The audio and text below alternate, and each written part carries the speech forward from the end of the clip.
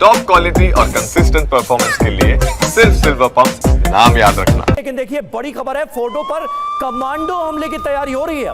Fordow plant पर Israel कर सकता है हमला।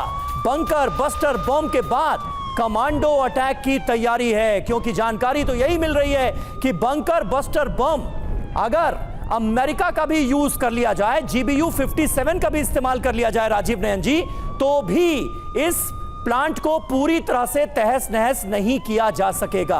ये कमांडो अटैक के जरिए कौन सी तैयारी है? और दूसरा सवाल जो रेडिएशन का खतरा जिसका मैं जिक्र कर रहा था। देखिए, अभी हाल में इंटरनेशनल एटॉमिक एनर्जी एजेंसी के जो चीफ है जी, उनका बयान आया था कि वो उस साइट को फोर्डो साइट पर गए थे। उन्होंने कहा था कई माइल अंदर तक वो साइट चला जाता है, जितना आ रहा है जो अभी समाचार पत्रों में आ रहा है। जी जी। तो उन्होंने भी कहा है कि इस साइट को तबाह करना बड़ा मुश्किल है। और देखिए, एक बहुत जनवरी में एक लीक हुआ था, अमेरिका का एक प्लान था और एक असेसमेंट था कि क्या इजराइल सक्षम है इसको अकेले विध्वंस करने में, चाहे बाकी भी साइट्स में। तो उसमें दो समस्याएं बताई गई थी। एक तो उस समय एयर डोमिनेंस की बात कही गई थी, या दूसरा था वही जो भी आप बात कर रहे हैं, मैसिव जो ऑर्डिनेंस पेनिट्रेटर जिसे MOP कहते हैं, 30,000 जो पाउंड का ही बॉम्ब है, वो क्या उनके पास, इजराइल के पास नहीं था, अमेरिका के पास है। अमेरिका इसके पहले अफगानिस्तान में मैसिव जो ऑर्डिनेंस एयर ब्लास्ट करके एक सिस्टम था, उसके अंदर वहाँ पर इसने इस्तेमाल किया था 2017 में, लेकिन इसका नहीं होता। अभी भी कहा जा रहा है कि 20 भले ही बॉम्ब क्या वह गिराएगा, क्या गिरा पाएगा, लेकिन उसमें फिर एक खतरा बताई जा रही है कि जो ही वह उसे लॉइटरिंग वहाँ पर करना पड़ेगा, और उसके बाद एक बॉम्ब गिराने के बाद उसे दूसरे बॉम्ब अगर गिराने जाता है तो वहाँ की कितना भी इसका स्टिल्थ इसका कैपेबिलिटी हो, रेडार से पकड़े जाने की संभावना अभी भी उनका खुद का, ये वेस्टर्न कंट्रीज का अपना असेसमेंट है। तो इस चलते इस चीज़ को अवॉइड करेंगे, इसीलिए इतनी इसमें अभी बातचीत चल रही है। अगर 20 बॉम्ब इस तरह का आप MOPs गिराते हैं, उसके बावजूद भी क्या सचमुच आप वहाँ पेनिट्रेट कर पाएंगे? जैसा भी सब कोई बात करे, 9 से 10 बॉम्ब का आकलन हो रहा है। उसके साथ साथ 3,000 सेंट्रीफ्यूजेज भी वहाँ पर माने जाते हैं। तो ये थोड़ा मुश्किल लग रहा है। दूसरा आपने जो कही कि क्या कमांडो ऑपरेशन करेंगे, देखिए इतनी बेवकूफ़ी तो नहीं करना चाहिए इजराइल को। तो करेंगे क्योंकि वहाँ पर वो भी नज़र में रहेंगे। जब आपका प्लेन को गिराने की बात हो रही है, B-2 बॉम्बर जैसी बात हो रही है, तो कमांडो के लिए एक अच्छा खासी झड़प होगी। तीसरी बात जो आपने रेडिएशन की बात कही, तो रेडिएशन देखिए वो उतनी बड़ी समस्या हमें नहीं नजर आ रही है कि उसका चिंता करेंगे।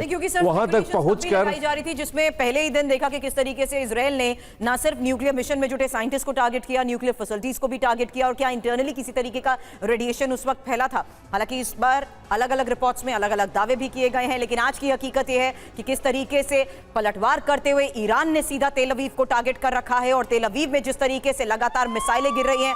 एक और लेटेस्ट तस्वीर आई है घर पर गिरी मिसाइल की। इस मिसाइल हमले से घर में लगी आग की ये तस्वीर देखिए। ईरान ने बैलिस्टिक मिसाइल से जिस तरीके से हमलों को अंजाम दिया है, उसमें आज की बड़ी खबर है 30 बैलिस्टिक मिसाइल से हमलों को लेकर।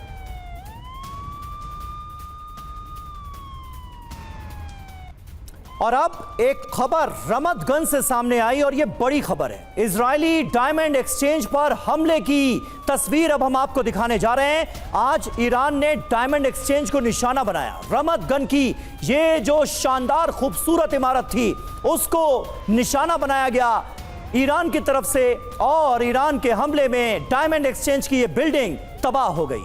पूरी इमारत को बड़ा नुकसान पहुंचा है। तस्वीरें साफ तौर पर यह बता रही हैं कि यह हमला कितना जोरदार था।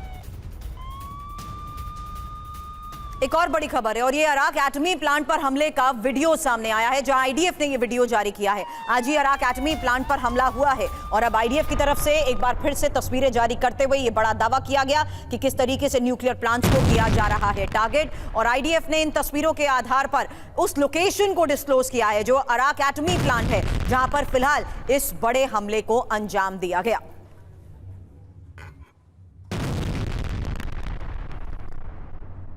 लेकिन इस बीच ईरान पर हमले के लिए अमेरिका की बड़ी तैयारी के बारे में भी लगातार खबरें आ रही हैं, जहां मिडिल ईस्ट में अमेरिकी फाइटर जेट्स तैनात हैं। अमेरिका के विनाशकारी विमानों की तैनाती को लेकर खबर है। मिडिल ईस्ट में अमेरिका ने 24 से ज्यादा विमान भेजे हैं।